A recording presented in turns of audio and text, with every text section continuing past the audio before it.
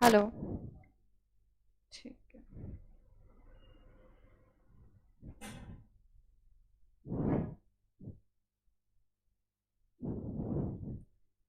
Sorry guys.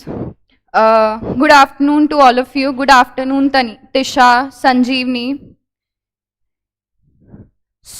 I was saying कि कल के लेक्चर में अपन एक टॉपिक स्टार्ट किया था जिसका नाम है की गवर्नमेंट इंस्टीट्यूशंस, राइट, जिसमें अपन ने अलग अलग इनिशिएटिव्स जो गवर्नमेंट लेती है उसके अंदर क्या क्या तरीके से गवर्नमेंट क्या करती है उसको इम्प्लीमेंट करवाने के लिए एक इंस्टीट्यूशंस बनाती है, जिसमें अपन ने पढ़ा था first one was NITI Aayog, right, जिसके अंदर अपन ने देखा था एट दी एंड सारी चीजें स्टेप्स क्या किए जाते हैं, लिए जाते हैं। तो अपन ने देखा था NITI Aayog is further divided into 4 main heads. The first one was design policy framework, right, it helps in channelizing policy, formulating policy. Then it helps in boosting federalism. Like अपन ने पढ़ा था कि एक सेंटर और स्टेट के बीच में कॉपरेशन कैसे बढ़ाया जाए, ठीक है, उसके लिए भी प्लानिंग कौन करता है, नीति आयोग करता है, राइट। देन अभी गवर्नमेंट ने इनिशिएटिव्स तो ले लिए बट उसको मॉनिटर कौन करेगा, नीति आयोग। एंड लास्ट था कि जो एक्सपर्ट्स होते हैं, ठीक है, नॉलेज सेक्टर के लोग, इनोवेशन हब के लोग, थिंक टैंक, जो ग्रुप ऑफ एक्सपर्ट्स जिनको बोलते हैं, उनको एडवाइस करने का काम भी नीति आयोग करता है। एंड देन हमने देखा था कुछ 23 वर्टिकल्स हैं जिसके अंदर नीति आयोग क्या करता है, प्लानिंग फॉर्मुलेशन का काम करता है। ये वर्टिकल्स आपको एक बार थॉरली रीड करने हैं, राइट, ठीक है। उसके बाद नेक्स्ट इंस्टीट्यूशन जो हमने कवर किया था वो था 7 sustainable action for transforming human capital, जिसके अंदर अपन ने देखा था the 2 sectors that this committee considers are education and health, ठीक है। इसके अंदर प्लानिंग के बाद 3 स्टेट्स को कवर किया गया which was Jharkhand, Madhya Pradesh and Orissa. And इसको स्पॉन्सर किया था बॉस्टन कंसल्टिंग ग्रुप ने, पीरामल फाउंडेशन ने and along with the cooperation of NITI Aayog. तो ये पार्ट आपको अच्छे से ध्यान रखना है कि इसके अंदर कौन कौन से स्पॉन्सर्स थे, 7 कमिटी को स्पॉन्सर कौन करता है, राइट। उसके बाद देखा था कि ये जो प्रोजेक्ट है इसका पूरा टेन्योर जो है वो 30 मंथ्स का है, राइट, जिसका एंड का कब होगा, 2020 में होगा। इसके 2 फेजेस ऑलरेडी कवर हो चुके हैं एंड जो लास्ट फेज है वो 18 मंथ्स का है, वो अभी चल रहा है, राइट। उसके बाद इसके कुछ मेजर अचीवमेंट्स देखे थे एंड इधर एक इंपॉर्टेंट चीज अपन ने देखी थी कि इसको मॉनिटर कौन कर रहा है, 7 कमिटी को मॉनिटर कौन कर रहा है, जो थी NSG which is national steering group. और अगर सेंटर लेवल पे बात करें अपन तो वो थी CPMU which is central project monitoring unit, और स्टेट लेवल पे अगर आप बात करेंगे तो state project monitoring unit, right. इसके बाद अपन ने देखा था MCA क्या करता है। MCA जैसे कंपनी लॉ बना, कंपनीज रजिस्टर होती हैं, MCA क्या करता है, कंपनी लॉ को रेगुलेट करता है। नॉट ओनली कंपनी लॉ, उसके साथ जितने भी अलाइड लॉज हैं, मींस अटैच्ड लॉज हैं, जो अपन ने कल देखे थे, LLP एक्ट है 2008, इसके अलावा कंपटीशन एक्ट हुआ, इसके अलावा 3 प्रोफेशनल बॉडीज हैं जिसको क्या सुपरवाइज करने का काम MCA करता है, which is ICAI, ICSI and institute of cost accountants of India. In 3 institute को MCA सुपरवाइज करने का काम करता है। उसके अलावा एडमिनिस्ट्रेशन की भी रिस्पॉन्सिबिलिटी ली है MCA ने। कौन कौन सी इंस्टीट्यूट्स की, विच इज पार्टनरशिप एक्ट को एडमिनिस्टर करता है, companies donation to national funds act को एडमिनिस्टर करता है, and last is societies registration act को एडमिनिस्टर करता है। Next what we took is कि MCA के अंदर कौन कौन से एफिलिएटेड ऑफिसेज हैं, कौन कौन से ऐसे डिपार्टमेंट हैं जो MCA के अंडर में काम करते हैं। First one was SFIO। इसके अंदर इसकी डेट बहुत ज्यादा इंपॉर्टेंट थी कि ये फंक्शन कब से कर रहा है, 1 अक्टूबर 2003, right. Next was competition commission of India, जिसका अल्टीमेट ये होता है कि एडवर्स इफेक्ट नहीं आए कॉम्पिटिशन का मार्केट में। तो ये हमने देखा था, जिसका डेट है कि ये जो है कंपटीशन एक्ट स्टैब्लिश्ड हो गया था 2002 में, पर ये इन्फोर्समेंट में कब से आया? मार्च 2009 से।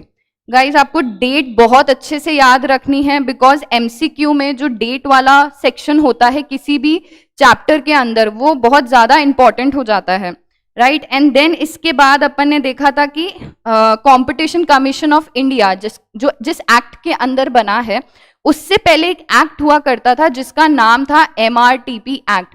ठीक है, वो एक्ट जो था वो बहुत ज्यादा रिस्ट्रिक्टिव एक्ट था, कंपटीशन को बहुत ज्यादा रिस्ट्रिक्ट करता था, rather than being facilitative. Traders के पॉइंट ऑफ व्यू से, कस्टमर्स के पॉइंट ऑफ व्यू से ना सोचते हुए ट्रेडिंग के ऊपर क्या करता था? रिस्ट्रिक्शन इंपोज करता था। इसलिए उसको आगे चल के क्या किया गया?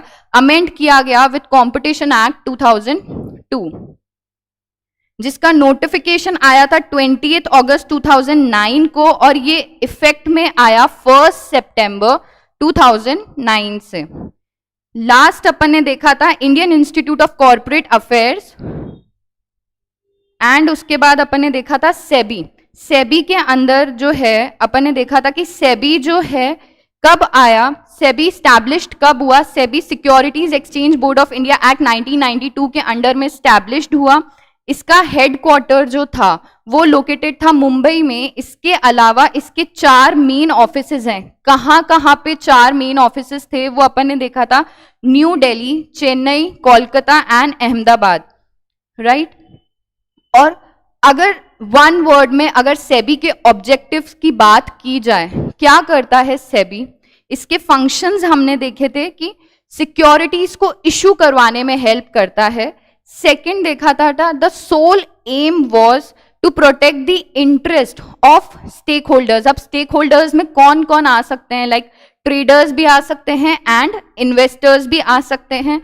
थर्ड हमने देखा था कि फाइनेंशियल इंटरमीडियरीज होती हैं, जिसमें अपन ने देखा था मर्चेंट बैंक हुआ, बैंकर टू इशू हुआ, अंडरराइटर्स हुआ, जिसका मैंने आपको एक ग्लिम्स दिया था कि आपको अंडरस्टैंडिंग हो कि फाइनेंशियल इंटरमीडियरीज कौन होती हैं, जिसके साथ मिल के सेबी क्या करता है? फंक्शन करता है मार्केट में, right. Next, powers of SEBI.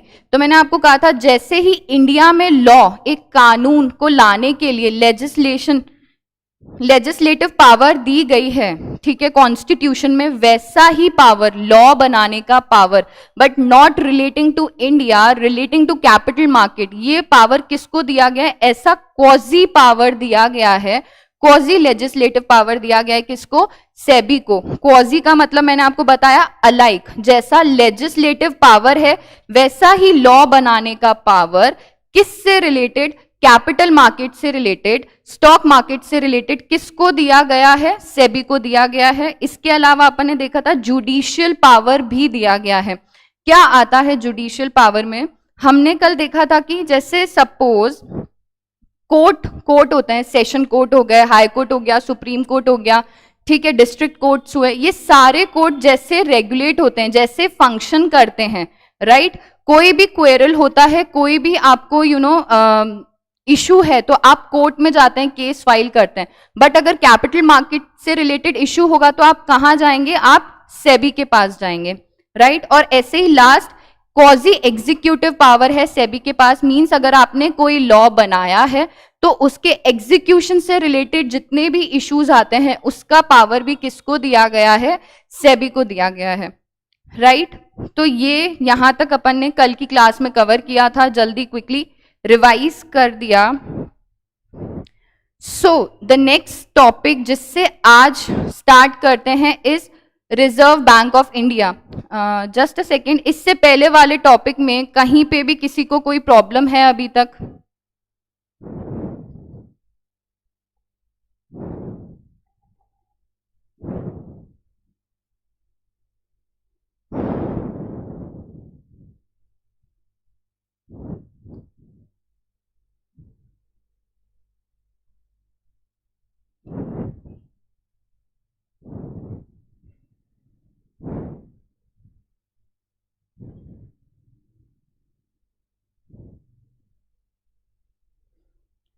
ठीक है, so we'll proceed with the next topic for today which is Reserve bank of India, जिसको अगर समझना है तो आप इसको किससे एसोसिएट कर सकते हैं, आप इसको समझिए कि it is the biggest bank of India, या जिसको सेंट्रल बैंक के नाम से भी जाना जाता है, reserve bank of India, right. So जब reserve bank of India establish हुआ था, कहां पे स्टैब्लिश हुआ था, वो कलकत्ता में स्टैब्लिश हुआ था, जिसको उस टाइम कलकत्ता कहा जाता था, जिसको आज हम लोग किस नाम से जानते हैं, कोलकाता के नाम से जानते हैं। And later on where it was established in Kolkata, it shifted within 3 years to Mumbai. Means firstly headquarters जो थे वो स्टैब्लिश्ड हुए थे कोलकाता में, एंड देन 3 साल के अंदर वो ऑफिस जो था वो शिफ्ट हो गया कहां पे, मुंबई में। तो अभी इस टॉपिक में प्रोसीड करने से पहले एक बेसिक अंडरस्टैंडिंग कि रिजर्व बैंक ऑफ इंडिया क्या करता है, क्यों इसको सेंट्रल बैंक कहा जाता है, क्यों इसको बिगेस्ट बैंक ऑफ इंडिया कहा जाता है, ठीक है। तो क्या फंक्शंस होते हैं रिजर्व बैंक ऑफ इंडिया के,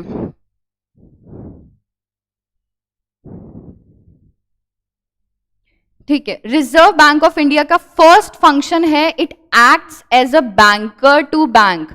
एक एग्जाम्पल लेते हैं, लाइक आज मुझे अपने फंड्स को, ठीक है, बैंक में डिपॉजिट करवाना है, तो मैं से फॉर एग्जाम्पल बीओबी की किसी ब्रांच में जाती हूँ, या एसबीआई की किसी ब्रांच में चली गई, या कोटक महिंद्रा बैंक की किसी ब्रांच में चली गई, राइट। वहां पे जाके मैंने अपना अकाउंट ओपन करवाया, एप्लीकेशन फॉर्म फाइल किया, मेरा अकाउंट ओपन हो गया, मैंने फंड्स मेरे डिपॉजिट करवा दिए, राइट। बट अगर आज बैंक को अपना अकाउंट ओपन करना है तो वो किस बैंक के पास जाएगा, ठीक है, अपने कॉम्पिटिटर बैंक के पास तो नहीं जाएगा, राइट। तो बैंक्स क्या करते हैं, बैंक्स अपना अकाउंट ओपन करवाते हैं आरबीआई के पास, किस चीज के लिए, कि किसी फंड की रिक्वायरमेंट है या हमें अपना पैसा आरबीआई के पास डिपॉजिट करना हो, तो simple it acts as a banker to bank. Second चीज जो है,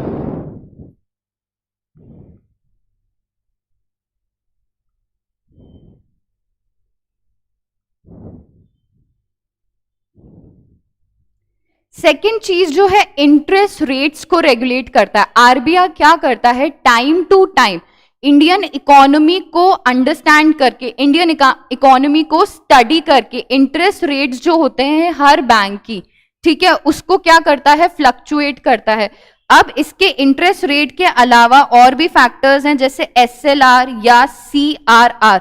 क्या होता है एसएलआर, एसएलआर क्या होता है, एक statutory liquidity ratio, you must be aware about it, कि बैंक्स का जो डिपॉजिट होता है, टोटल डिपॉजिट में से वो कितना पार्ट कैश में, गोल्ड में एज अ रिजर्व क्या कर सकते हैं, रख सकते हैं, उसको बोलते हैं एसएलआर रेशियो, ठीक है। उनके डिपॉजिट्स का कितना परसेंट कैश में रहना चाहिए, कितना परसेंट गोल्ड में रहना चाहिए, कितना परसेंट बॉन्ड्स में रहना चाहिए, ये स्पेसिफाई करता है आरबीआई, ठीक है। ऐसे ही कैश रिजर्व रेशियो, ये क्या बोलता है, ये बोलता है कि तुम्हारे टोटल डिपॉजिट का कितना पैसा एज अ रिजर्व आरबीआई के पास रहना चाहिए, वो भी कौन डिसाइड करता है, आरबीआई डिसाइड करता है हर बैंक के लिए।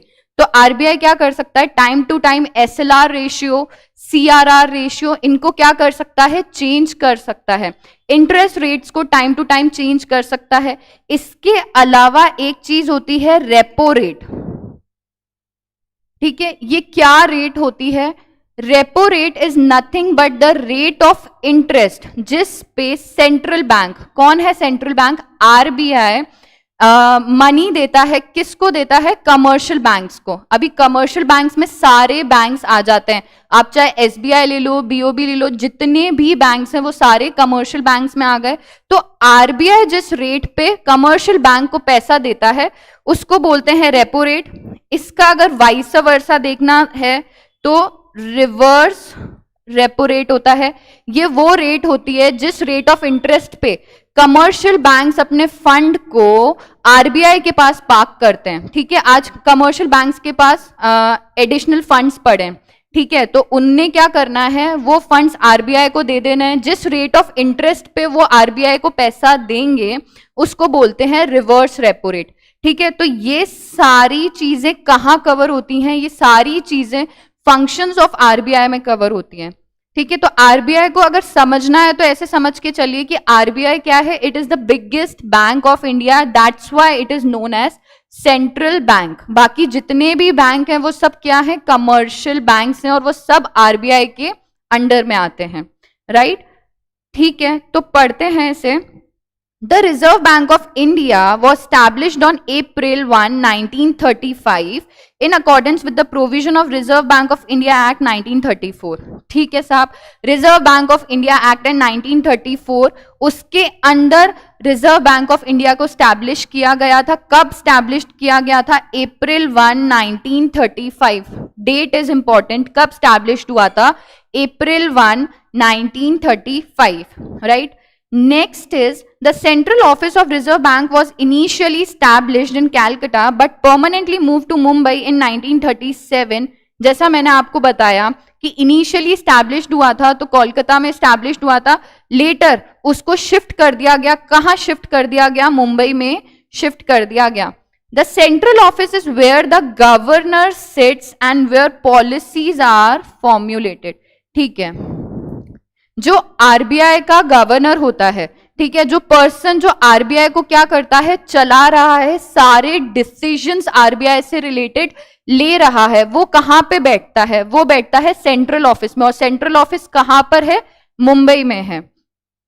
ठीक है, दो originally privately owned since nationalisation in 1949 the reserve bank is fully owned by the government of India. ठीक है, क्या बोल रहा है ये कह रहा है कि जब आरबीआई आया था, नया नया स्टैब्लिश्ड हुआ था, तब तो क्या था, वो प्राइवेटली ओन्ड था। ठीक है, उसके अंदर जो स्टेक था वो प्राइवेट स्टेक था, पब्लिक का पैसा नहीं लगा हुआ था, it was privately owned. But जब नेशनलाइजेशन हुआ बैंक का, उसके बाद RBI is wholly owned by government of India. This is a very important point guys, कि originally it was privately owned but 1949 में जब नेशनलाइजेशन हुआ, RBI is wholly owned by hmm? Government of India. The preamble of Reserve Bank of India describes the basic functions of Reserve Bank as, preamble means मैंने बताया था introduction वाला part, क्या बोलता है ये? To regulate the issue of bank notes and keeping of reserves with a view to securing monetary stability in India and generally operate the currency and credit system of the country to its advantage, to have a modern monetary policy framework to meet challenge of an increasingly complex economy, to maintain price stability while keeping the mind objective of growth। क्या क्या बोला इन्होंने? RBI printing of notes का काम कौन करता है? RBI ही market में मनी की मॉनेटरी पॉलिसी के अकॉर्डिंग प्रिंटिंग की कितनी रिक्वायरमेंट है, उस रिक्वायरमेंट को ध्यान में रखते हुए आरबीआई क्या करता है? करेंसी प्रिंट करता है और वो करेंसी क्या करता है? मार्केट में लेके आता है, राइट। बट ये सारी चीजें करने के बाद, मॉनेटरी स्टेबिलिटी होने के बाद, क्रेडिट और करेंसी सिस्टम को रेगुलेट करने के बाद, जो मेन ऑब्जेक्टिव वो जो रहता है ना, वो रहता है प्राइस स्टेबिलिटी रहे, मतलब बहुत ज्यादा भी महंगाई नहीं होए कि चीजें टाइम टू टाइम सिर्फ महंगी होती जा रही हैं और मार्केट में ग्रोथ भी रहे। ठीक है, प्राइस स्टेबिलिटी भी हो, मींस बहुत ज्यादा महंगाई नहीं हो जाए, बट ऑब्जेक्टिव ये भी रहता है कि ग्रोथ भी मेंटेन रहे, डेवलपमेंट होता रहे। ठीक है, इसके अंदर ये सोल पर्पस नहीं बताता है या सोल ऑब्जेक्टिव नहीं बताता है आरबीआई का, but it is one of the main functions जो आरबीआई अंडरटेक करता है, लाइक कि क्या? प्रिंटिंग ऑफ नोट्स और बाकी सारी चीजें to regulate the market and boost the development, boost the economy with the objective of growth, right. ठीक है, अब अपन एक एक करके आरबीआई के फंक्शंस लेते हैं। ठीक है, क्या बोल रहा है ये? मॉनेटरी अथॉरिटी, जो मैंने ऊपर आपको बताया कि मॉनेटरी अथॉरिटी मींस जो इंटरेस्ट रेट्स हो गई, एसएलआर रेशियोज हो गए, सीआरआर रेशियोज हो गए, रेपो रेट्स हो गई, रिवर्स रेपो रेट्स हो गई, ये सारी चीजें मॉनेटरी अथॉरिटी में आ जाती हैं। ये क्या बोल रहा है? पढ़ते हैं। Formulates, implement and monitors the monetary policy. Time to time RBI क्या कर रहा है? पॉलिसीज को बना रहा है, उनको इंप्लीमेंट भी कर रहा है, एंड देन इंप्लीमेंट होने के बाद क्या कर रहा है? मॉनिटर भी कर रहा है कि भाई हमने पॉलिसी जैसे फॉर्मुलेट की थी, जैसी पिक्चर हमने देखी थी, क्या एंड रिजल्ट वैसा है या नहीं है, right. Next objective, maintaining price stability while keeping in mind the objective of growth. ये हमने प्रियम्बल वाले टॉपिक में कवर किया अभी ऊपर ही, कि हमें प्राइस स्टेबिलिटी को मेंटेन करना है, at the same time growth भी होनी चाहिए, महंगाई इतनी ज्यादा नहीं बढ़नी चाहिए, टाइम टू टाइम स्टेबिलिटी रहनी चाहिए मार्केट में, बट साइमल्टेनियसली ग्रोथ भी होनी चाहिए मार्केट में। Next is regulator and supervisor of financial system prescribes broad parameters of banking operations within which countries banking and financial system functions. Broad parameter is area, मतलब आप किस particular segment में किस particular चीज तक आप वो चीजें कवर कर सकते हैं। फॉर एग्जाम्पल कि बैंक कितना परसेंट पे लोन देगा, बैंक कितना लोन दे सकता है, ठीक है। ये सारी चीजें time to time banking system से रिलेटेड कौन डिसाइड करेगा, आरबीआई डिसाइड करेगा कि कितना फंड्स बैंक को as a loan general public को देना है, किस रेट ऑफ इंटरेस्ट पे देना है, ये सारी चीजें। Objective, maintain public confidence in the system, protect depositors interest and provide cost effective banking services to the public. Purpose क्या है आरबीआई के होने का, कि आज आगे चल के कोई भी बैंक अगर फ्रॉड करता है, ठीक है, इंसॉल्वेंट होता है, तो आरबीआई क्या है, एज अ बैकबोन हर बैंक के पीछे खड़ा है, ताकि जो जनरल पब्लिक है, ठीक है, उनका confidence towards the banking system क्या हो, हिले नहीं। जनरल पब्लिक का जो ट्रस्ट है बैंकिंग सिस्टम में रहे, टाइम टू टाइम वो लोग क्या करें, बैंकिंग सिस्टम को और प्रमोट करें, ठीक है, सारी चीजें हो, इसलिए क्या है, आरबीआई है to regulate all the banks and at the end public का कॉन्फिडेंस जो है वो बैंक्स में बना रहे, इस चीज का इंश्योर करने के लिए आरबीआई। इसका लेटेस्ट एग्जांपल है येस बैंक, ठीक है। येस बैंक को आरबीआई ने संभाला, तभी आज येस बैंक मार्केट में है, अदरवाइज कब का मार्केट से क्या हो चुका होता, गायब हो चुका था, क्योंकि जो भी पास्ट में चीजें हुई उनको देखकर, राइट। तो इसलिए कहते हैं कि बैंक आरबीआई क्या कर रहा है, पूरे फाइनेंशियल सिस्टम को ऐसे सुपरवाइज कर रहा है, ऐसे रेगुलेट कर रहा है कि पब्लिक का जो ट्रस्ट है वो बैंकिंग सिस्टम में बना रहे, ठीक है। Manager of foreign exchange, manager of foreign exchange management act 1999, अभी हर कंट्री का एक फॉरेन एक्सचेंज रिजर्व होता है। एग्जाम्पल, अगर आज कोई कंट्री से फॉर एग्जाम्पल इंडिया बहुत ज्यादा इंपोर्ट करती है, तो वो जो फॉरेन एक्सचेंज रिजर्व है वो क्या टाइम टू टाइम कम होता जाएगा, और एक ऐसा टाइम आएगा कि वो रिजर्व कहां पहुंच जाएगा, जीरो पे। तो ऐसा ना हो, इस चीज को इंश्योर करता है RBI, right. Objective, to facilitate external trade, and external trade means import export and payment and promote orderly development and maintenance of foreign exchange market in India। Time to time policies formulate करता है RBI कि कितना आपको import करना है, कितना export करना है, कितना फॉरेन करेंसी रिजर्व्स रहना चाहिए, बियॉन्ड दिस लिमिट ये रिजर्व नहीं जाना चाहिए। ये सारी पॉलिसी कौन फॉर्मुलेट करता है, आरबीआई करता है, राइट, ठीक है। Issuer of currency issues and exchange or destroys currency and coins not fit for circulation, ठीक है। ऐसे नोट्स, ऐसे कॉइन्स जो सर्कुलेशन के लिए फिट नहीं है, उनको क्या करता है, एक्सचेंज करके देता है। At the same time new currency issuance का काम भी कौन करता है, आरबीआई। प्रिंटिंग ऑफ नोट्स का काम कौन करता है, RBI. Objective, to give public educate qualities of supply of currency notes and coins in good quality, ठीक है। इस पे एक एग्जाम्पल लेते हैं, जैसे अगर आपने 1 रुपये का कॉइन देखा होगा, आज के टाइम में जो 1 रुपये का कॉइन है वो बहुत छोटा सा है, उसको बहुत ज्यादा कंसाइज कर दिया है साइज में, राइट। बट अगर आप थोड़ा सा 15-20 साल पीछे कोई ओल्ड आप 1 रुपये का कॉइन देखेंगे, तो उसका जो यूजुअली साइज हुआ करता था वो बड़ा हुआ करता था, ठीक है।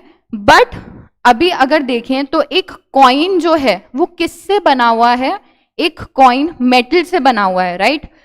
उस टाइम पे 1 रुपए का कॉइन जो मेटल से बना हुआ है किसी ने अगर बहुत सारे ऐसे कॉइन्स इकट्ठे कर लिए, राइट, इतना हैवी होता था वो कॉइन, और सपोज आपने 1 रुपीज के 100 कॉइन्स इकट्ठे कर लिए, राइट, आपने वो कॉइन्स इकट्ठे करके आज तो वो कॉइन्स चल नहीं रहे हैं मार्केट में, आपने उस मेटल को क्या किया, पिघला के वो मेटल आपने मेटल फॉर्म में लेके आए, आप इससे कॉइन से आपने उसको कन्वर्ट किया किस में, रॉ मेटल में, एंड वो मेटल जिसकी वैल्यू 100 रुपीज के कॉइन्स थे, 1 रुपीज के 100 कॉइन्स थे, तो 100 रुपीज हो गए, राइट, आपने उसको आज मार्केट में सेल किया, ठीक है, आपने उसको कॉइन से मेटल में कन्वर्ट किया, वो मेटल आपने मार्केट में सेल किया, वो मेटल आपका बिक रहा है 120 रुपीज में। तो ऐसा कैसे हो सकता है, उस कॉइन की वैल्यू क्या थी, 1 रुपी थी, बट आज उसको अगर मैंने कन्वर्ट करके मेटल में, जिस धातु से वो बना हुआ, धातु इज मेटल, जिस मेटल से वो बना हुआ है उसको अगर मैं मार्केट में बेच रहा हूं, तो ये डिफरेंस कैसे आ गया, ये ना हो इसलिए टाइम टू टाइम क्या कर रहा है आरबीआई, कॉइन्स का जो क्वालिटी है उसको भी चेंज करता रहता है, ताकि गुड क्वालिटी जो इक्विटेबल, जो उस पर्टिकुलर कॉइन की प्राइस है वैसा करेंसी क्या हो मार्केट में आए, राइट। ये एक इंपॉर्टेंट पॉइंट था guys. Next is developmental role, performs a wide range of promotional functions to support national objectives, ठीक है, एक डेवलपमेंट का भी काम आरबीआई क्या करता है, regulator and supervisor for payment and settlement system, introduces and upgrades safe and efficient modes of payment system in the country to meet the requirement of public at large। जैसे आज internet banking time to time technology के साथ upgrade करके RBI क्या कर रहा है, internet banking को और ज्यादा प्रमोट कर रहा है। जैसे आप देखेंगे आज ये इतने जी पे, फोन पे हुआ, पेटीएम हुआ, ये सारे पेमेंट फैसिलिटेटर्स ऐप जो भी हैं, जो भी पोर्टल्स हैं, ये सब किसके रेगुलेशन से चल रहे हैं, सब आरबीआई के रेगुलेशन से चल रहे हैं। इसका ऑब्जेक्टिव क्या बोलता है, maintain public confidence in payment and settlement system. तो ऐसा कोई भी पेमेंट पोर्टल मार्केट में नहीं होगा जो आरबीआई के अंडर में नहीं होगा, राइट। ऐसा इसलिए है कि बैंक्स को तो आरबीआई रेगुलेट कर रहा है, बट अगर ये प्राइवेटली ओन्ड, ठीक है, जी पे हुआ, फोन पे हुआ, और बहुत सारे ये पेमेंट पोर्टल ऐप हैं, अगर आरबीआई इनको रेगुलेट नहीं करेगा तो मार्केट में क्या फ्रॉड्स होने के बहुत ज्यादा चांसेस हैं।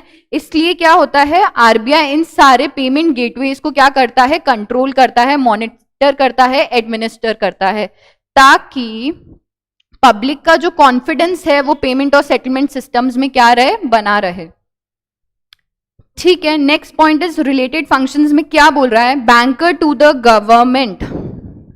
ऊपर मैंने आपको एक चीज बताई थी, banker to bank, which was like कि बैंक को अगर अपना अकाउंट ओपन करना है तो बैंक्स क्या करेंगे, गवर्नमेंट के पास जाते हैं, सॉरी बैंक्स क्या करते हैं, आरबीआई के पास जाते हैं, राइट। अभी फर्स्ट में ये क्या बोल रहा है, बैंकर टू बैंक्स तो अपन ने देख लिया, बैंकर टू गवर्नमेंट क्या होता है। अभी एक एग्जाम्पल लेते हैं, जैसे सेंट्रल अपना जो सेंटर स्टेट के जितने भी टैक्सेस कलेक्ट होते हैं, गवर्नमेंट के पास वो पैसा आता है टैक्स के फॉर्म में।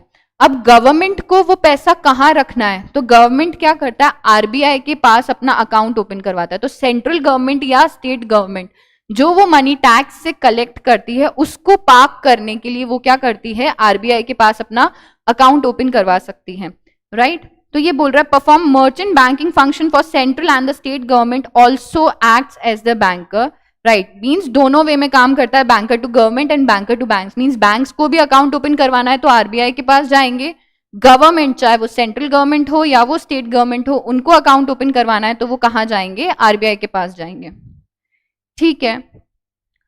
अदर सिग्निफिकेंट फैक्ट्स क्या बोल रहा है, has 27 regional offices and one of them in state capital and 4 सब ऑफिसेज। मीन्स अगर रीजनल ऑफिसेज की बात की जाए तो आज इंडिया में आरबीआई के 27 रीजनल ऑफिसेज हैं। कैसे, आप ले लीजिए, नॉर्थ ले लीजिए, साउथ ले लीजिए, ईस्ट ले लीजिए, वेस्ट ले लीजिए, तो ये तो 4 ही हुए, बट इनका कॉम्बिनेशन होता है, जैसे नॉर्थ साउथ हो गया, नॉर्थ ईस्ट हो गया, नॉर्थ वेस्ट हो गया, सेंटर नॉर्थ हो गया, ऐसे करते 27 रीजनल ऑफिसेज हैं जो आरबीआई के हैं, और 4 क्या हैं, सब ऑफिसेज हैं, राइट। नेक्स्ट बोल रहा है deposit insurance and credit guarantee corporation of India Bharatiya reserve bank note Mudran private limited, reserve bank information technology private limited, Indian financial technology and advice services are fully owned subsidiaries of reserve bank of India. क्या बोल रहा है, RBI की 4 fully owned subsidiaries हैं, ठीक है। 4 fully owned subsidiaries means 100% RBI का stake है उन कंपनीज के अंदर, उन इंस्टीट्यूशंस के अंदर। अभी क्या क्या है, इनके नाम आपको याद रखने हैं। DICGC है, देन BRB NMPL है, then reserve information technology private limited है, and Indian financial technology and affiliated services है। तो ये चारों जो सब्सिडरीज हैं रिजर्व बैंक ऑफ इंडिया की, ये आपको क्या करनी है, याद रखनी है। आपको ये याद रखना है कि आरबीआई के 27 रीजनल ऑफिसेज हैं, 4 सब ऑफिसेज हैं, राइट। हैज 6 ट्रेनिंग एस्टैब्लिशमेंट्स, 3 नेमली, मतलब 6 हैं जिसमें 3 के नाम यहां लिए गए हैं। एक है आरबीआई अकेडमी, सेकंड है कॉलेज ऑफ एग्रीकल्चर, थर्ड, ये पॉइंट कनेक्टेड है गाइस, थर्ड है banking and reserve bank of India staff college are part of reserve bank. Means 6 training establishments हैं जिसमें से 3 का नाम यहां पे क्या किया है, लिया गया है। First is RBI academy, second is college of agriculture, third is banking and reserve bank of India staff college, right. Next बोल रहा है other are autonomous such as national institute for bank management, Indira Gandhi institute for development research, institute for development research in the banking technology, ठीक है। ये 3 points आपको guys very important, आपको ये चीज याद रखनी पड़ेगी एमसीक्यू पॉइंट ऑफ व्यू से। नेक्स्ट क्या बोल रहा है, ठीक है, आरबीआई हमने कवर किया। नेक्स्ट कौन सी बॉडी है, insolvency and bankruptcy board of India. अपन ने शायद फर्स्ट चैप्टर जो एंटरप्रेन्योरशिप सिनेरियो से स्टार्ट किया था, वहां पे मैंने आपको एक ब्रीफ इंट्रो दिया था आईबीसी एक्ट 2016 का। अभी आईबीसी एक्ट को कौन लेके आया, it is insolvency and bankruptcy board of India, ठीक है। क्या बोलता है ये, देखते हैं। The Insolvency and Bankruptcy Board of India was established on 1st October 2016 under the Insolvency and Bankruptcy Code, ठीक है। IBBI को IBC कोड के अंदर क्या किया गया, स्टैब्लिश किया गया। It is a key pillar of ecosystem responsible for implementation of code that consolidates and amends the laws relating to reorganization and insolvency resolution, corporate persons, partnership firms, ठीक है। एक चीज देखते हैं यहाँ पे क्या बोल रहा है। अभी सपोज आज देखते हैं एक कोई भी इंसॉल्वेंट हुआ, राइट। अभी इंसॉल्वेंट होने वाली एंटिटी अगर कंपनी है तो, राइट, और एलएलपी है तो ये किसके पास जाएंगे, इनके लिए हायर अथॉरिटी कौन होगा। अगर कंपनी है और एलएलपी है तो कोई कंपनी इंसॉल्वेंट हो जाती है या कोई एलएलपी फर्म जो है वो इंसॉल्वेंट हो जाती है, तो ये किसके पास जाएंगे, NCLT के पास जाएंगे, विच is national company law tribunal, right. और अगर ऑन दी अदर हैंड कोई पार्टनरशिप फर्म है या कोई इंडिविजुअल है, ठीक है, ये इंसॉल्वेंट हो जाते हैं, ठीक है, तो ये किस अथॉरिटी के पास जाएंगे, DRT। ये चीज गाइज यहाँ पे नहीं दी हुई है, मैं आपको एक ब्रीफ इंट्रो दे रही हूं ताकि आपको ये जो कंटेंट है इस पैराग्राफ में उसकी थोड़ी सी अंडरस्टैंडिंग हो।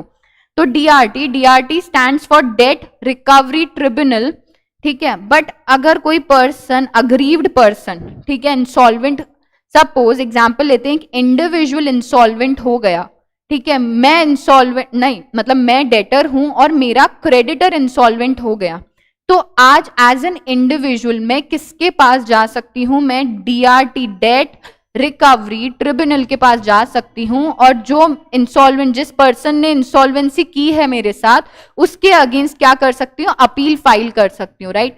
बट अगर डीआरटी के डिसीजन से मैं सेटिस्फाइड नहीं हुई, ठीक है, मुझे उनका डिसीजन समझ में नहीं आया, तो आगे एक और अथॉरिटी है DRAT, जहां मैं क्या कर सकती हूँ, फर्दर अपील फाइल कर सकती हूँ। जैसे होता है ना, अगर आप डिस्ट्रिक्ट कोर्ट के जजमेंट से सेटिस्फाइड नहीं होते हैं तो आप स्टेट कोर्ट्स में जाते हैं, फिर हाई कोर्ट हो गया, देन हाई कोर्ट से सुप्रीम कोर्ट हुआ, राइट। ऐसे ही अगर मैं DRT से सेटिस्फाइड नहीं हूं तो मैं DRAT के पास जाऊंगी, which is date recovery appellate tribunal.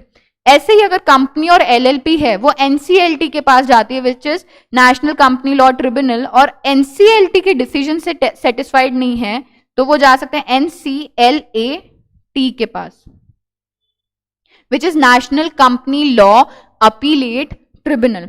तो यहां पे ये क्या बोल रहा है, ये बोल रहा है इट इज अ की pillar of the ecosystem responsible for implementation of the code that consolidates and amends the law relating to reorganization and insolvency resolution of corporate, person, partnership firms and individual in a time-bound manner for maximization of the value of assets of such person to promote entrepreneurship, availability of credit and balance in interest of all the stakeholders।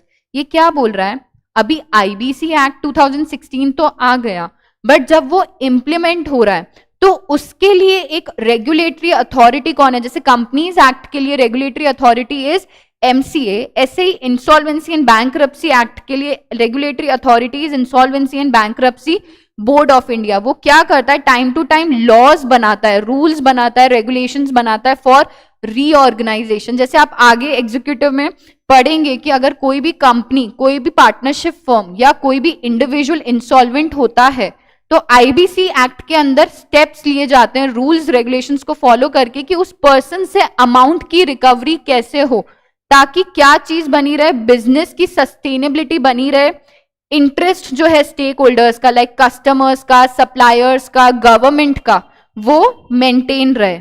वो ये चीज इस para में बोलना चाह रहे हैं, right. It is a unique regulator, regulates a profession as well as processes। अभी processes तो हमको पता है कि अगर insolvency हुई IBC एक्ट के अंदर तो उसको किस तरीके से सॉल्व करना है, उसका प्रोसेस कौन बनाता है, इंसॉल्वेंसी एंड बैंक्रप्सी बोर्ड बताता है। बट यहाँ पे प्रोफेशन की भी बात करी जा रही है, तो IBBI के अंदर जो होती हैं कुछ एजेंसीज बनाई जाती हैं। IBBI, इसके अंदर एजेंसीज बनाई जाती हैं IPA, जिसको बोला जाता है इंसॉल्वेंसी प्रोफेशनल एजेंसीज, ठीक है। इसके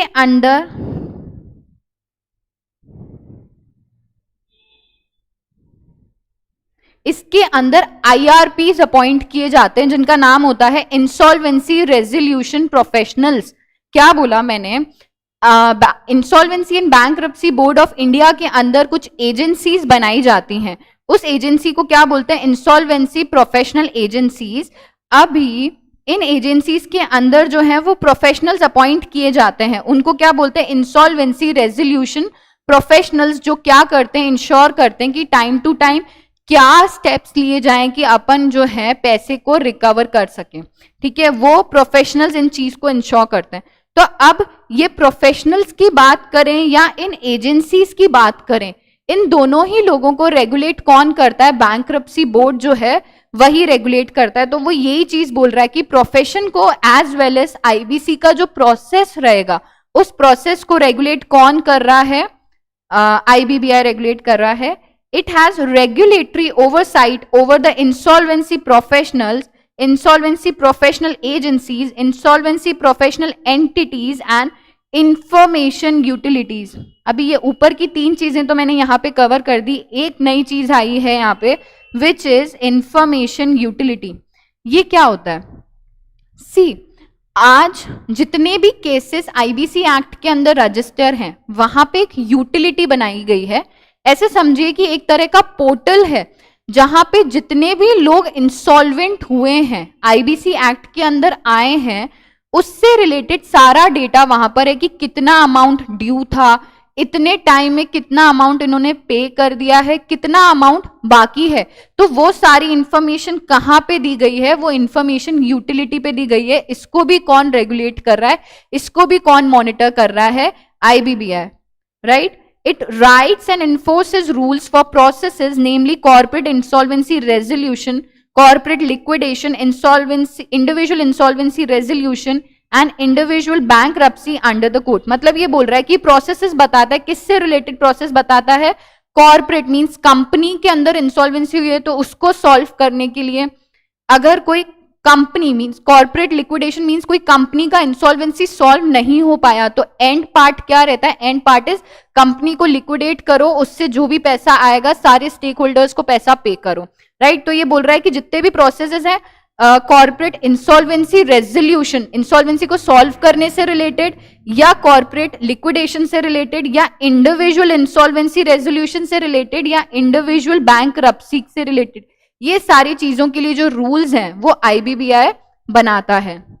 it has recently been tasked to promote the development of and regulate the working and practices of insolvency professionals. यही चीज मैंने बोली, जितने भी इंसॉल्वेंसी रेजोल्यूशन प्रोफेशंस होते हैं वो कैसे काम करेंगे, किस चीज को फॉलो करेंगे, क्या करना है उन्हें इंसॉल्वेंसी को सॉल्व करने के लिए, और अगर सॉल्व नहीं कर पाते हैं तो क्या होगा आगे, ये सारी चीजों के जवाब कौन देता है? आईबीबीआई जवाब देता है, ठीक है। It has also been designated an authority under the company's register, valuer and valuation rules 2017 for regulation and development of profession of valuers in the country. See, अभी कोई कंपनी थी वो इंसॉल्वेंट हो गई, राइट? आईबीसी के अंदर हमने case file किया, बट वो इंसॉल्वेंसी क्या हो रही है? रिजॉल्व नहीं हो पा रही। कंपनी तो कहती है मेरे पास पैसा ही नहीं है, पे कहां से करूं, राइट? तो लास्ट स्टेजेस की कंपनी को लिक्विडेट करो। अभी कंपनी को अगर आप लिक्विडेट करते हो, राइट, तो आप कंपनी के एसेट्स को डिस्पोज करोगे, ठीक है? आपको एसेट्स को डिस्पोज अगर करना है तो किस वैल्यू पे करना है, राइट? वो वैल्यू कौन बताते हैं? रजिस्टर्ड वैल्यूअर्स बताते हैं। तो आईबीबीआई बोलता है कि ये जो रजिस्टर्ड वैल्यूअर्स हैं या जो भी लोग वैल्यूएशन करते हैं उनको कैसे मैंडेटरी रजिस्टर्ड होना चाहिए लिक्विडेशन की वैल्यूएशन करने से पहले, ये सारी चीजें भी कौन रेगुलेट करता है? आईबीबीआई रेगुलेट करता है, ठीक है। So this finishes with the insolvency and bankruptcy board of India. इसके अंदर कोई डाउट है?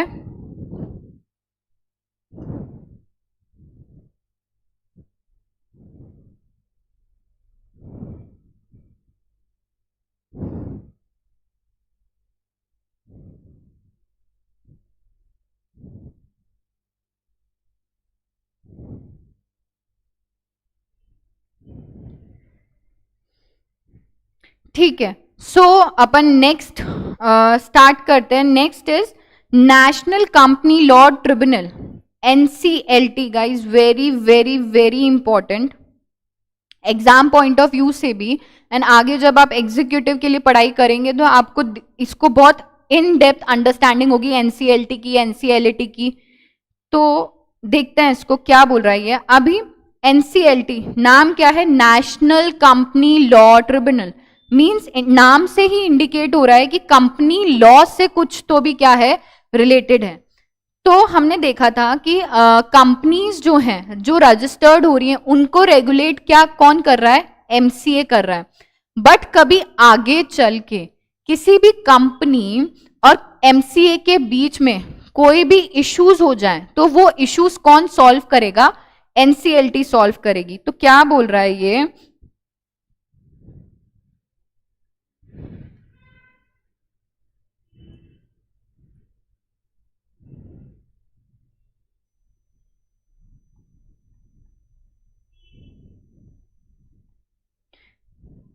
कंपनी एंड एमसीए के बीच में कोई भी इश्यूज हो जाए, कोई भी डिस्प्यूट्स हो जाए, उन डिस्प्यूट्स को रिजॉल्व करने के लिए वो किसके पास जाएंगे? एनसीएलटी के पास जाएंगे, ठीक है। बट यहां पे एक और चीज भी कवर होती है जो एनसीएलटी के पास आती है। क्या है वो? IBC act 2016। अब आपको यहाँ पे एक डाउट अराइज होगा कि यार आईबीसी क्यों जा रहा है, क्योंकि ये तो सारा मैटर कंपनी लॉ से रिलेटेड है और आईबीसी तो इंसॉल्वेंसी के साथ डील करता है, राइट? तो यहाँ पे आईबीसी के कौन से मैटर्स जो हमने यहाँ पे ऊपर देखे थे, कंपनी, अगर कोई कंपनी और एलएलपी इंसॉल्वेंट होती है तो वो कहाँ जा सकती है, एनसीएलटी के पास जा सकती है। तो एनसीएलटी के पास या तो कंपनी और एमसीए जा सकती है, दूसरी इंसॉल्वेंसी वाले वो लोग जो कि कौन है, कंपनी या एलएलपी, वो भी कहां जा सकते हैं, एनसीएलटी के पास जा सकते हैं, राइट?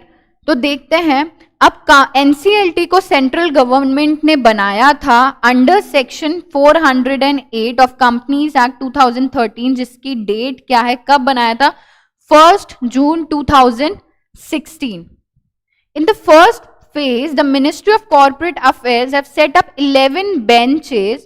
Benches means आप ब्रांच समझ लीजिए, 11 एमसीए की जो 11 ब्रांचेस थी वो बनाई गई। एक प्रिंसिपल ब्रांच थी, principal means main branch, head office जिसको बोलते हैं अपन, मेन ब्रांच बनाई गई at New Delhi and 10 branches at New Delhi, ठीक है। 11 बेंचेस बनाई गई जिसमें से एक प्रिंसिपल बेंच, प्रिंसिपल ब्रांच जो थी वो न्यू दिल्ली में थी। इसके साथ साथ 10 जो बेंचेस थी वो भी न्यू दिल्ली में थी, अहमदाबाद, इलाहाबाद, बेंगलुरु, चंडीगढ़, चेन्नई, गुवाहाटी, हैदराबाद, कोलकाता एंड मुंबई।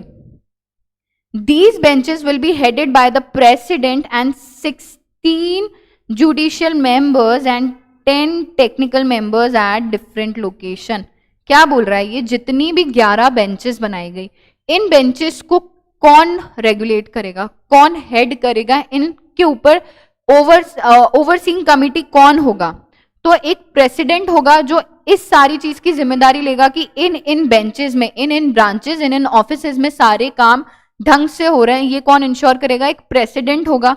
इसके अलावा बेंच के अंदर 16 जुडिशियल मेंबर्स होंगे, राइट, और कुछ टेक्निकल लोग भी होंगे, तो वहां पे 9 टेक्निकल लोग होंगे। तो ये फिगरेटिव पार्ट आपको ध्यान रखना है कि अगर एनसीएलटी की कोई बेंच बनती तो 11 बेंचेस बनी थी, जिसमें से प्रिंसिपल बेंच जो थी वो दिल्ली में थी, उसके अलावा 10 बेंचेस और थी दिल्ली, इलाहाबाद और जो भी यहाँ पे लोकेशंस दी गई। उसके अलावा इन बेंचेस को लीड कौन करता है, हेड कौन करता है, प्रेसिडेंट करता है, साथ में 16 जुडिशियल मेंबर्स हैं और 9 टेक्निकल मेंबर्स हैं, right. Company law tribunal is the outcome of Eradi committee, very important. क्या बोल रहा है ये कह रहा है कि सी, अभी कंट्री में कोई भी लॉ लाना होता है, कोई भी अमेंडमेंट करना होता है, तो वो क्या करते हैं, अपना लॉ बना के, ड्राफ्ट लॉ बना के पार्लियामेंट में लेके जाते हैं, ठीक है, और पार्लियामेंट में अगर वोट मिल गया उसे तो वो लॉ क्या आएगा, इन्फोर्स हो जाएगा। तो ऐसे ही लॉज, ऐसे ही जो ऑर्गेनाइजेशन जो इन सब चीजों के लिए काम करती हैं, वो कमिटीज बनी हुई हैं जो टाइम टू टाइम कुछ ना कुछ प्रपोज करती रहती हैं, नई नई चीजें लाती रहती हैं विद द चेंजिंग टाइम। तो ऐसे ही कोई कमिटी हुआ करी होगी जिसका नाम क्या था, इराडी कमिटी। उस कमिटी ने क्या किया था, प्रपोज किया था एनसीएलटी को क्या करना चाहिए, फॉर्म करना चाहिए। NCLT was intended to be introduced in the Indian legal system in 2002 under the framework of Companies Act 1956. See, अभी 2002 में आया तो नेसेसरली Companies Act 1956 ही रेगुलेट करेगा ना, बिकॉज 2013 में आया था नेक्स्ट कंपनी लॉ, राइट। तो इसको इंट्रोड्यूस करना था 2002 में, राइट, बट हमने ऊपर देखा कि ये कब बना, 1 जून 2016 में बना। तो ये इंट्रोड्यूस हुआ, फिर इतने साल क्यों लग गए, इतना टाइम क्यों लग गया उसको पिक्चर में आने में, फोर्स में आने में, देखते हैं ये क्या बोल रहा है।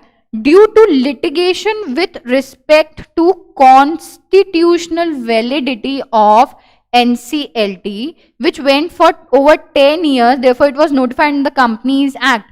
मीन्स 2002 में जब इराडी कमिटी ने प्रपोज किया कि एनसीएलटी बनना चाहिए, तो वहां पे एनसीएलटी के कॉन्स्टिट्यूशन को, मतलब एनसीएलटी जिस चीजों से बनेगा उसके कॉन्स्टिट्यूशन से रिलेटेड कुछ डिबेटेबल पॉइंट्स थे, ठीक है, जो ओवर 10 इयर्स तक क्या हुए, स्ट्रेच हुए। मीन्स उन पॉइंट्स को कोई रिजॉल्व नहीं कर पाया एंड नहीं कर पाया, तो उसके बाद 10 साल के बाद कंपनीज एक्ट 2013 में इसको क्या किया गया, नोटिफाई किया गया। पहले नोटिफाई किया, फिर आया कब, 2016 में आया।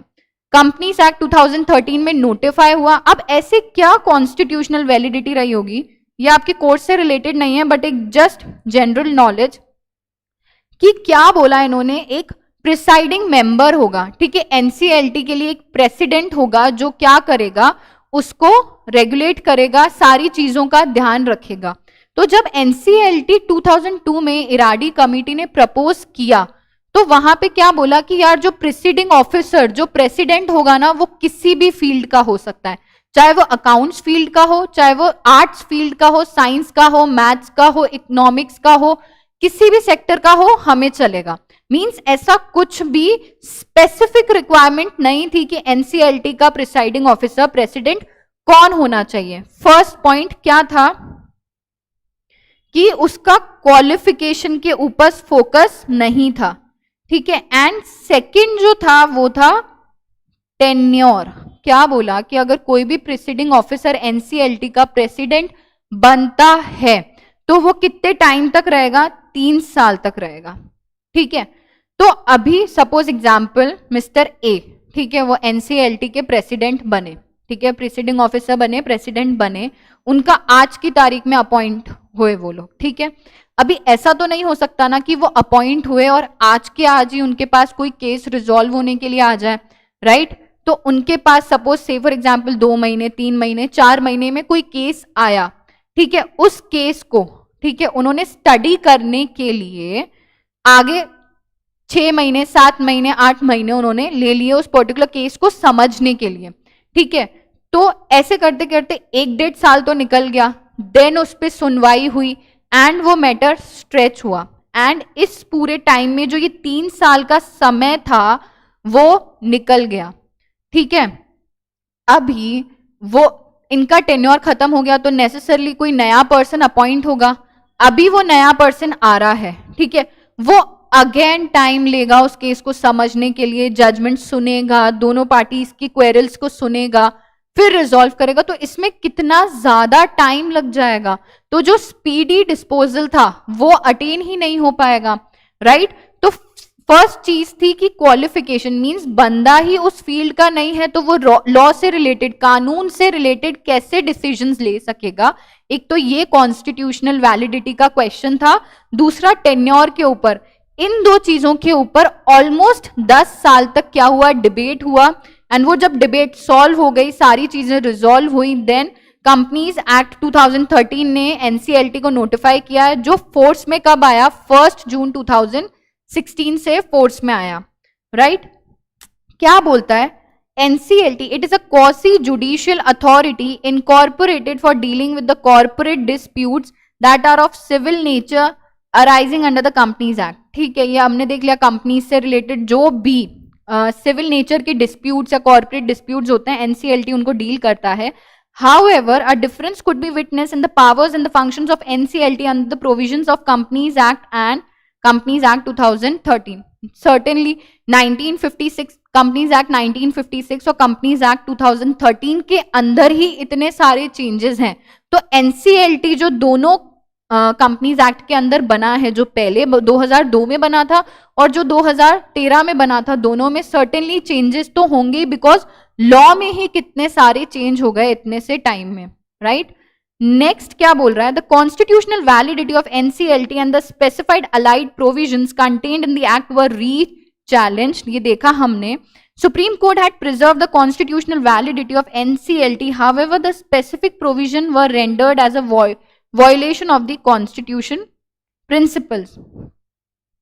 क्या बोल रहा है आगे, NCLT works on the lines of a normal court of law in the country and is obliged to fairly and without bias determine the facts of each case. Means NCLT के पास कोई भी केस जाता है, ठीक है, उसको उस case को कैसे डिस्पोज ऑफ करना है, कैसे डील करना है, अनबायस्ड वे में न्यूट्रल रह के क्या देना है, जजमेंट देना है, and decide the matters in accordance with the principle of natural justice and in continuance of such decision offer conclusions from decisions in the form of order. Means दोनों parties का जो भी डिस्प्यूट है सुनने के बाद उनको नेशनल जस्टिस मीन्स कानून को ध्यान में रखते हुए अनबायस्ड होकर न्यूट्रल डिसीजन देना है, और वो डिसीजन किस फॉर्म में आएगा, एक ऑर्डर के फॉर्म में आएगा. The orders so formed by NCLT could assist in resolving a situation, rectifying a wrong done by any corporate or levying penalties and costs, and might alter the rights, obligation, duties and privileges of the concerned party. क्या बोल रहा है, अगर NCLT ने कोई order दिया, ठीक है, कोई डिस्प्यूट था उसको सॉल्व किया, तो इससे क्या हो सकता है, चीजें चेंज हो सकती हैं, राइट्स, ऑब्लिगेशन कॉर्पोरेट पर्संस के वो क्या हो सकते हैं, चेंज हो सकते हैं. जो पहले जो वो लोग जिस चीज के लिए लड़ रहे थे कि यार ये चीज मेरी इतनी है तुम्हारी इतनी नहीं, तो एनसीएलटी ने ऑर्डर पास किया तो दोनों के बीच में इक्वली डिवाइड किया या 60-40 किया या जो भी XYZ चीज डिसाइड की, वो एनसीएलटी क्या करेगी, राइट्स को, सारी चीजों को, ऑब्लिगेशंस को, ड्यूटीज को, प्रिविलेजेस को कंसर्न पार्टीज के क्या कर सकती है, चेंज कर सकती है. Right. The tribunal isn't required to adhere to the several rules with respect to appreciation of any evidence or procedural law. अभी जैसे कोर्ट्स काम करते हैं इंडिया में, जो लॉ काम करता है उसके लिए बहुत सारे कोड्स बनाए गए हैं, बहुत सारे रेगुलेशंस बनाए गए हैं जिनको फॉलो करके इंडिया में कोर्ट्स क्या होते हैं, ऑपरेट होते हैं. बट जो एनसीएलटी आया, जिसको क्वाजी जुडिशियल पावर दिया गया, उसको स्पेसिफिकली बोला गया कि आपको उन रूल्स को, उन रेगुलेशंस को जो कोर्ट्स फॉलो कर रहे हैं, आपको उन्हें फॉलो करने की जरूरत नहीं है. आपके लिए हमने स्पेशल एनसीएलटी रूल्स 2016 बनाया है. आपको इन रूल्स को फॉलो करके क्या करना है, जजमेंट देना है, ऑर्डर पास करना है. आपको वो प्रोसीजरल लॉ को फॉलो करने की जरूरत नहीं है. राइट. तो ये हमने देखा एनसीएलटी का थोड़ा सा इंट्रोडक्शन. आगे ये किस बारे में बात कर रहा है, आगे ये एनसीएलटी के मेजर फंक्शंस के बारे में बात कर रहा है. राइट. तो ये देख लेते हैं क्या बोल रहा है. Major function, registration of companies. See, यहां पे पहले अपन ने देखा था कि कंपनी को रजिस्टर होना है तो वो किसके पास जाती है, एमसीए के पास जाती है. उसकी रूल्स गाइडलाइंस को फॉलो करके कोई भी कंपनी क्या होती है, रजिस्टर होती है. बट यहाँ पे एनसीएलटी के फंक्शंस में रजिस्ट्रेशन की बात क्यों हो रही है, देखते हैं क्या बोलता है ये. The New Companies Act 2013 has enabled questioning the legitimacy means legality of companies because of specific procedural errors during incorporation and registration. Means NCLT को एक पावर दिया गया. कौन सा पावर, क्वेश्चनिंग पावर. किससे रिलेटेड क्वेश्चनिंग, जब कोई कंपनी इनकॉर्पोरेट हो रही थी, रजिस्टर हो रही थी, और जिन जिन प्रोसेसेस को फॉलो करके उस कंपनी को क्या होना था, रजिस्टर होना था, उसके अंदर कोई चीजों से रिलेटेड अगर एनसीएलटी को डाउट है तो वो क्या कर सकती है, क्वेश्चन कर सकती है कि ऐसा क्यों किया आपने, या आपने जब ये रजिस्टर किया या आप इनकॉर्पोरेट हुए तो आपने पर्टिकुलर ये चीज किस तरीके से कर दी, गलत तरीके से कर दी, ये एरर है, इस चीज के लिए हम आपसे कोई भी क्वेश्चन कर सकते हैं, और अगर वो गलत होता है तो उसको क्या करवा सकते हैं, सही करवा सकते हैं. Right. Next is says NCLT has been empowered in taking several steps from cancelling the registration of a company to dissolving a company. Means register करवाने का काम तो MCA के पास ही है, बट NCLT को एक एड ऑन बेनिफिट दिया गया. फर्स्ट बेनिफिट क्वेश्चनिंग से रिलेटेड दिया गया कि उसकी जो इनकॉर्पोरेशन के टाइम पे कोई भी प्रोसीजर्स में कुछ एरर लगा तो वो क्या कर सकते हैं, आप क्वेश्चनिंग कर सकते हैं. प्लस एड ऑन स्टेप्स भी दिए गए. क्या एड ऑन बेनिफिट्स दिए गए कि आप किसी कंपनी को, किसी कॉर्पोरेट पर्सन का रजिस्ट्रेशन भी कैंसिल कर सकते हैं, किसी कंपनी को क्या करवा सकते हैं, डिसॉल्व करवा सकते हैं. Right. The tribunal could even render the liability or charge of members to unlimited. With approach, NCLT can deregister any company, repeat कर रहा है, in specific situation where the registration certificate has been obtained by the wrongful or illegal manner under section 7 subsection 7 of the Companies Act 2013. Means आपने अगर धोखाधड़ी से कुछ गलत चीजों को फॉलो करके या रॉन्गफुल मैनर में, इलीगल मैनर में आपने क्या किया, आपने कंपनी को रजिस्टर किया, आपने रजिस्ट्रेशन करवाया. राइट. तो एनसीएलटी के पास पावर है, वो क्या कर सकता है, उसको डी रजिस्टर कर सकता है, राइट। तो रजिस्ट्रेशन ऑफ कंपनीज, इससे कंफ्यूज नहीं होना है कि एमसीए करता है रजिस्टर्स, यहाँ पे एनसीएलटी को क्या दिया गया है, कुछ एड ऑन बेनिफिट दिया गया है, right. Next point is transfer of shares. NCLT is also empowered to hear grievances of rejection of companies in transfer of shares and securities under section 58 and 59 of the act, which were at the outset under the purview of company law board. ठीक है, अभी आप देखेंगे NCLT से पहले क्या हुआ करता था। NCLT तो 2002 में आया, उसके बाद एक्चुअल पिक्चर में 2016 में आया, बट उससे पहले कोई तो भी अथॉरिटी रही होगी ना जो एनसीएलटी के फंक्शंस को करती होगी, चाहे उस तरीके से नहीं but something related to NCLT. तो एनसीएलटी से पहले था company law board, right. Company law board था, ये क्या बोल रहे हैं कि जो ट्रांसफर ऑफ शेयर से रिलेटेड जो भी ग्रीवेंसेज हैं उसके लिए भी एनसीएलटी को क्या दिया है, पावर दिया गया है कि उससे रिलेटेड अभी कंपनी को अपने शेयर्स ट्रांसफर करने हैं, जो कौन से सेक्शंस के अंदर कवर्ड है, 58 and 59 of the companies act के अंदर कवर्ड हैं। उन शेयर्स को ट्रांसफर करने में जो भी डिस्प्यूट्स होते हैं उसको रिजॉल्व कर सकता है NCLT. Going back to Companies Act 1956, the solution available for rejection of transmission of shares were limited only to shares and debentures of the company. क्या बोल रहा है, कंपनीज एक्ट 1956 की बात करें तो उस टाइम अगर आप शेयर्स ट्रांसफर की बात करते थे तो उसमें क्या चीजें, दो ही चीजें कवर होती थी कि आप अपने शेयर्स को ट्रांसफर कर सकते हैं या आप अपने डिबेंचर्स को ही ट्रांसफर कर सकते हैं।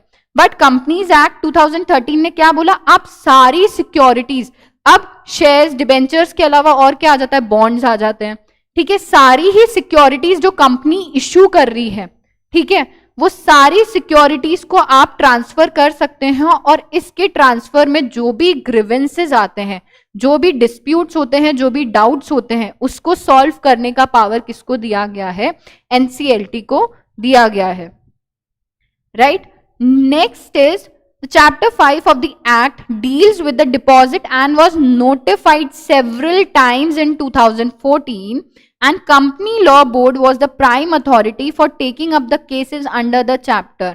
ठीक है, अभी आपको इतना डिटेल में नहीं जाना, आपको सिर्फ इतना समझना जो डिपॉजिट्स थे उन डिपॉजिट से रिलेटेड कौन डील करता है, चैप्टर 5 डील करता है। जो पहले कौन डील किया करता था एनसीएलटी से पहले, कंपनी लॉ बोर्ड डील किया करता था, right. No such powers under Chapter 4 of the Act has been vested with NCLT. ठीक है, the provisions with respect to deposits under the Companies Act were notified prior to the inceptions of NCLT. Unhappy depositors are now have a remedy of class action and suits for seeking reply for the omission and the acts on the part of the company which imparts their rights and depositors. Means ये कह रहा है जब company law board हुआ करता था तब एक चैप्टर 5 था जो डील करता था डिपॉजिट से रिलेटेड, बट एनसीएलटी में ऐसा कुछ भी नहीं है जो डिपॉजिट से क्या कर सके, ऐसे कोई भी चैप्टर 5 के पावर्स एनसीएलटी के पास नहीं है, राइट। यहाँ पे लिखा हुआ है no such powers has been vested to NCLT. तो अब जो अनहैप्पी डिपॉजिटर्स हैं, ऐसा क्यों हुआ, चैप्टर 5 के पावर्स एनसीएलटी को क्यों नहीं दिए गए, क्योंकि एनसीएलटी 2016 में आया और कंपनीज एक्ट जो था 2013 में आ गया था। तो उस टाइम जो ये डिपॉजिट से रिलेटेड वाला पावर एनसीएलटी को नहीं दिया गया, बट सिंस पावर नहीं है, बट अभी भी जो अनहैप्पी डिपॉजिटर्स हैं वो क्या कर सकते हैं, उस चीज को रेमेडी सीक करने के लिए एनसीएलटी के पास जा सकते हैं, ठीक है। Next is power to investigate. As per the provisions of the Companies Act 2013, investigation about the affairs of the company could be ordered with the help of application of 100 members, whereas previously the application of 200 members were needed for the same. Means आपको investigation लाना है, आपको NCLT के पास जाना है, कोई चीज का investigation करवाना है, तो पहले ऐसा था कि 200 members एप्लीकेशन लिख के दें तो ही एनसीएलटी क्या करेगा, इन्वेस्टिगेट करेगा। बट कंपनीज एक्ट 2013 में क्या किया, उसको हटा दिया, रिक्वायरमेंट चेंज कर दी कि अभी अगर 100 मेंबर्स ने भी अप्लाई किया है तो क्या हो जाएगा, वो फुलफिल हो जाएगी requirement. Moreover, if a person who isn't related to the company and is able to persuade NCLT about the presence of condition for ordering an investigation, then NCLT has a power for ordering an investigation. Means पहले तो क्या 200 लोग apply करते थे, फिर 100 लोग हो गए. इसके अलावा ऐसा कोई पर्सन जो कंपनी से रिलेटेड नहीं है, ठीक है, वो भी क्या कर सकता है, एनसीएलटी के, और उसको कंपनीज के अंदर होने वाली चीजों के बारे में पता है, तो भी वो क्या कर सकता है, इन्वेस्टिगेशन के लिए अप्लाई कर सकता है. ऐसा पहले नहीं था, बट कंपनीज एक्ट 2013 ने ये चीज भी चेंज की है कि कोई पर्सन जो कंपनी से रिलेटेड नहीं है but he is aware that certain things that are going with in the company are not right, तो वो क्या कर सकता है, इन्वेस्टिगेशन परसुएट, इन्वेस्टिगेशन स्टार्ट करवा सकता है by making an application to the NCLT. An investigation which is ordered by the NCLT could be conducted within India or anywhere in the world. Means NCLT के पास investigation के लिए एक case आया, ठीक है, अब वो कहाँ पे कंडक्ट कर सकते हो, NCLT इंडिया में भी कर सकता है या इंडिया के बाहर भी कर सकता है अगर इन्वेस्टिगेशन से रिलेटेड कोई काम है तो. The provisions are drafted for offering and seeking the help from court and investigation agencies of foreign countries. ठीक है, अगर आप आउटसाइड इंडिया जाके इन्वेस्टिगेशन कर रहे हैं तो फॉरेन कंट्रीज के जो भी इन्वेस्टिगेशन एजेंसीज हैं वहां वो भी आपको क्या करेंगे, हेल्प करेंगे. Right. Next is freezing assets of a company. The NCLT isn't just empowered. NCLT isn't just empowered to freezing the assets of the company for using them at a later stage when the company comes under investigation or scrutiny. Such investigation could also be ordered on request of others in a specific conditions. Means अगर आपने कोई investigation की है, ठीक है, तो आप NCLT के पास सिर्फ यही पावर नहीं है कि वो आपके एसेट्स को फ्रीज कर दे, बट वो क्या कर सकता है, इसके अलावा फर्दर इन्वेस्टिगेशन भी कर सकता है. राइट. तो ये थे कौन कौन से देखे अपन ने function, registration of companies, transfer of share से रिलेटेड. बेसिकली इसमें क्या इन सारे फंक्शंस में बताया जा रहा है कि पहले ऐसा हुआ करता था, देन कंपनी लॉ 2013 आया, उसमें ये चेंज हो रहा है. तो एनसीएलटी के एड ऑन फंक्शंस, पावर्स क्या है, ठीक है. तो अपन ने देखा डिपॉजिट्स वाला, पावर टू इन्वेस्टिगेट वाला, freezing assets of a company, and last is converting a public limited company into a private limited company. क्या बोल रहा है, सेक्शन 13 से 18 of the companies act 2013 read with the rules controls the conversion of a public limited company. Means अगर किसी public limited company को आपको private limited में करना है, such conversion needs an erstwhile conversation of the NCLT. NCLT has a power under 459 of the Act for imposing specific condition or restriction and might subject granting approval to such condition. Means अगर आपको आपकी company को, simple सी चीज है, public limited company से private limited company में convert करना है तो आपको किसकी परमिशन चाहिएगी, आपको NCLT की परमिशन चाहिएगी. राइट. ठीक है. अभी मैंने यहां पे आपको बताया था कि कोई भी पर्सन एनसीएलटी से सेटिस्फाइड अगर नहीं है तो वो पर्सन कहां जाएगा, एनसीएलटी के पास जाएगा. तो एनसीएलटी क्या है, अपना लास्ट टॉपिक है इस चैप्टर का.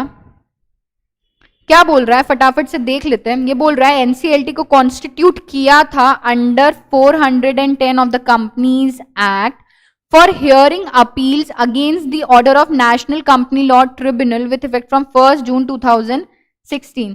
See, ये दोनों चीजें बहुत कंपेरेटिव है, आप कंपैरिजन बेसिस पे याद कर सकते हैं कि फर्स्ट एनसीएलटी भी 1 जून 2016 में आया, एनसीएलटी भी 1 जून 2016 में आया, बट इसको 408 सेक्शन के अंदर क्या किया गया, नोटिफाई किया गया. और एनसीएलटी का जो सेक्शन है इट इज 410 जो आपको याद रखना है. राइट. और एनसीएलटी के पास आप कब जा सकते हैं, जब आप एनसीएलटी के डिसीजन से क्या है, सेटिस्फाइड नहीं है.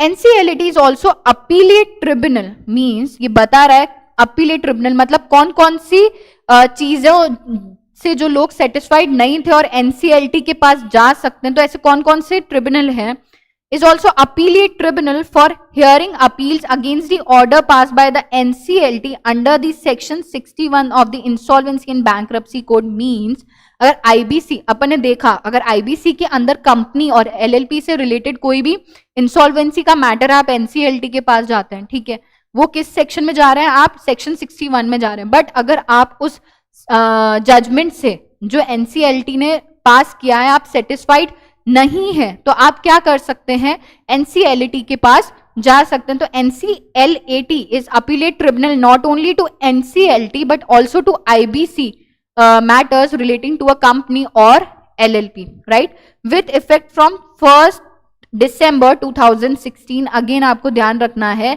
कि वैसे तो एनसीएलटी के मैटर्स के लिए 1 जून से एनसीएलटी स्टैब्लिश्ड हुआ था, बट आईबीसी के मैटर्स के लिए वो कब से आया था पिक्चर में, 1 दिसंबर 2016 से, right. NCLT is also appellate tribunal for hearing appeals against the order passed by Insolvency and Bankruptcy Board of India। ठीक है, अभी यहाँ पे क्या बोला गया, आईबीसी कोड, आईबीसी एक्ट की बात की गई। उस एक्ट के अंदर किसी कंपनी और एलएलपी से रिलेटेड कोई इंसॉल्वेंसी का केस था, आप एनसीएलटी से सेटिस्फाइड नहीं है, एनसीएलटी के पास गए।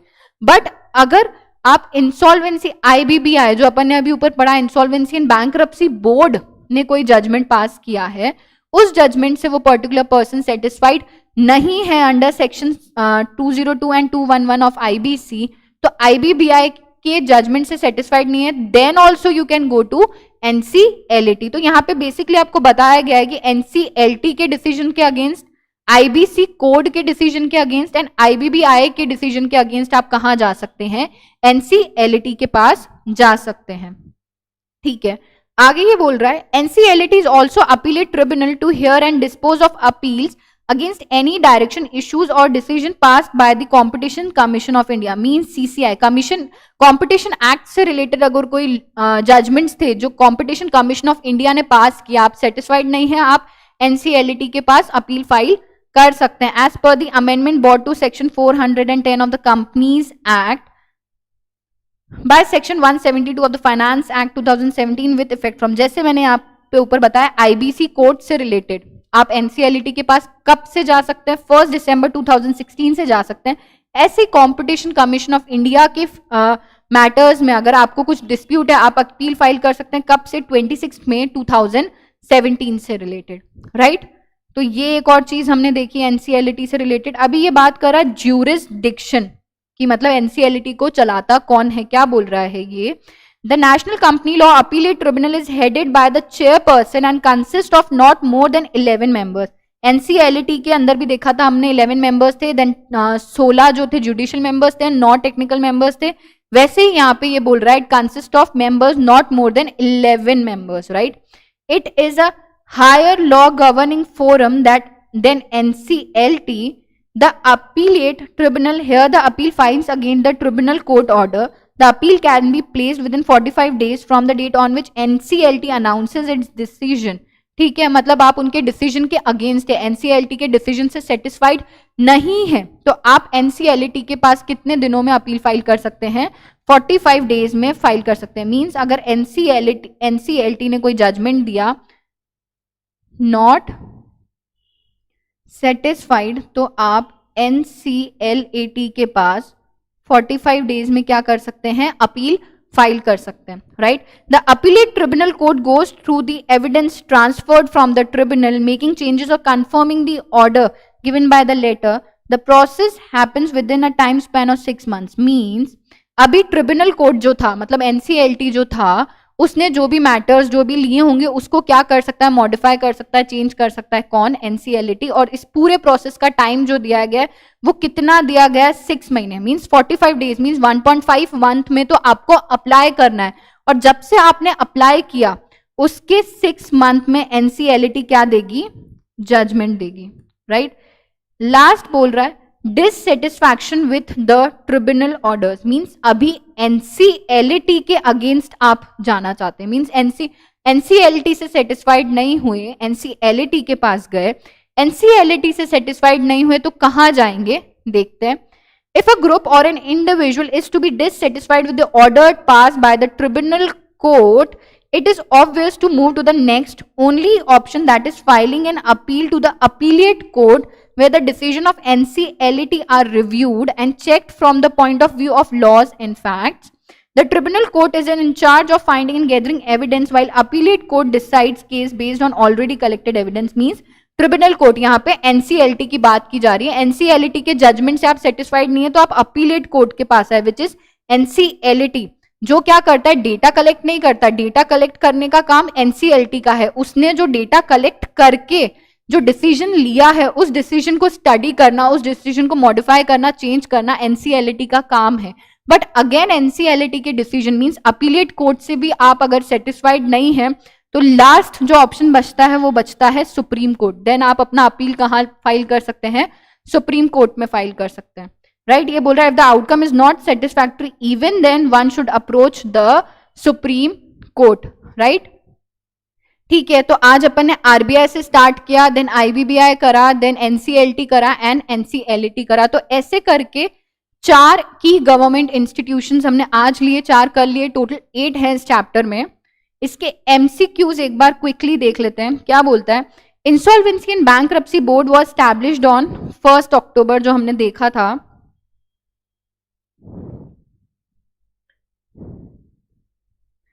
Dates I am telling you guys again and again की जो डेट्स हैं वो बहुत ज्यादा इंपॉर्टेंट हो जाती हैं ऐसे चैप्टर्स में। Which of the following is not the affiliated office of ministry of corporate affairs, तो एसएफआईओ हमने देखा था competition commission, Indian institute of corporate affairs, certainly central statistic office, right. National company law tribunal is the outcome of Eradi committee. National Company Law Appellate Tribunal NCLT was constituted under 410, 408 के अंदर कौन constitute हुआ था, NCLT, और 410 के अंदर NCLAT, ये देखा हमने, right. Last is the reserve bank of India was established in April 1, 1935, right. Reserve bank of India April 1, 1935। ठीक है guys, so this finishes up with your last topic which was की government issues. हमने 3 chapters लिए, तीनों chapters cover किए हैं। I will just give you a tip कि आप कोई भी टॉपिक पढ़ते हैं, ठीक है, उस टॉपिक को क्रैम मत कीजिए, रटिए मत, उसको समझिए, एंड फिर आपको चैप्टर के किसी भी पोर्शन से एमसीक्यू आता है तो आप क्या कर सकते हैं, उस एमसीक्यू को डील कर सकते हैं। एंड बस थोड़े से एफर्ट्स कहाँ पे जरूरत होते हैं, डेट्स में, कोई फैक्चुअल डेटा हो गया, कोई स्पेसिफिक कमिटीज के नाम हो गए जो आपको याद करने हैं, वो तो सर्टेनली आपको याद करना है। बाकी फिगर्स, जैसे इससे वाले पहले वाले चैप्टर्स में अपन ने बहुत सारे फिगरेटिव पार्ट पे स्टडी किया था, तो वो आपको नहीं करना है। मैंने एक स्पेसिफिक 8 या 10 फैक्टर्स थे कुछ जिसका मैंने आपको बताया था, वो जरूर आपको याद करना था। बाकी फैक्चुअल डेटा, डेट्स वगैरह से रिलेटेड मैंने आपको हर जगह पे इंपॉर्टेंट मार्क करवाया है। आपकी कोई क्वेरीज हैं तो आप प्लीज मुझे बताइए, अपन वो सॉल्व कर देते हैं, then we'll wind up with the session today, right.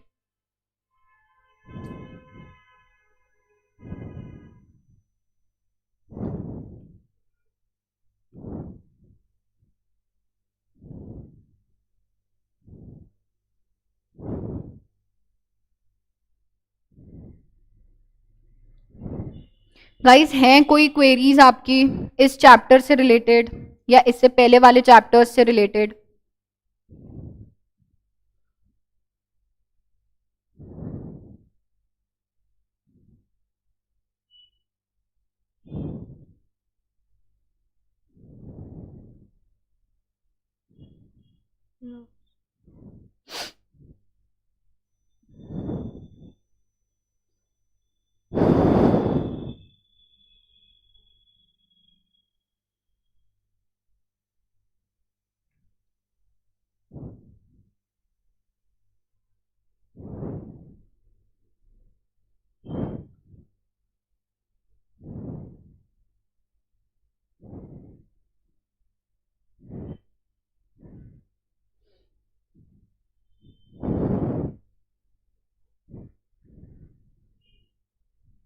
ठीक है guys, so I think I should wind up this session and we have completed all the 3 chapters of business environment.